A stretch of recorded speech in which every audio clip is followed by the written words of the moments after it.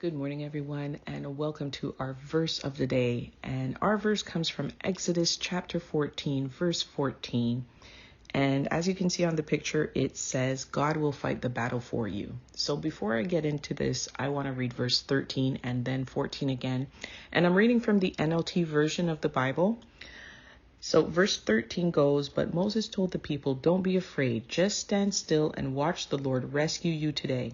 The Egyptians you see today, you will never see again. The Lord himself will fight for you. Just stay calm. And this makes me think about when we get into certain situations or we're having a season and we're asking the Lord to rescue us from this season. Help me, Lord. I can't do this by myself.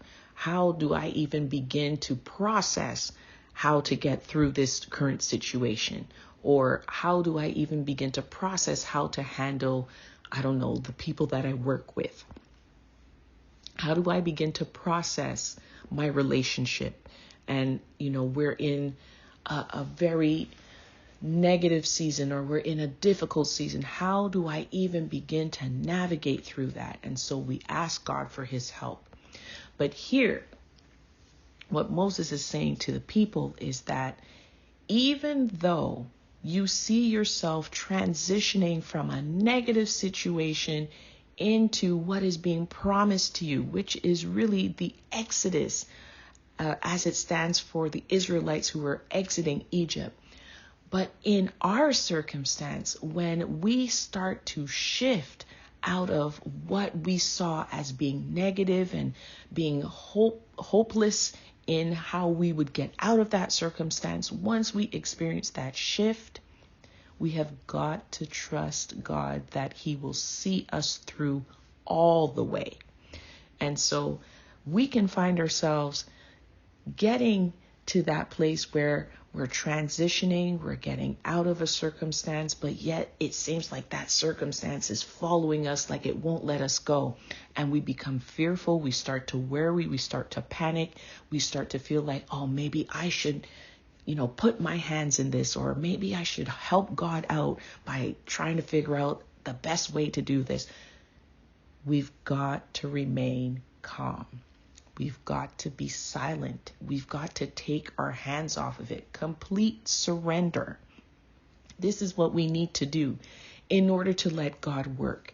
If we've already asked God for the help, then we've got to trust and believe that he will see everything through to completion. And so this is what Moses is trying to communicate to the Israelites, that God has taken you out of slavery. You are no longer in bondage. He promised us that we will get to the other side and he will lead us to the promised land. And if we believed and prayed and asked God repeatedly, please help me, that once he does, believe that he will see it through to completion. And so my question for you today is, do you trust God enough that when you ask him for help out of your current circumstance, whatever it is, do you trust him enough to stand still, to take your hands off, give complete surrender over to him, that he will see you through to the other side? That is something that I encourage everyone to think about on this very, very day. Reflect back to the other times that God has taken you out of a seemingly impossible circumstance, and you came out on the other side shining bright. Do you continue to trust in him enough that he will see you through in this circumstance? So I hope you guys took something out of this verse and out of this, breaking down of the verse. I wish you all a wonderful, wonderful day. And until tomorrow, you guys take care. Peace.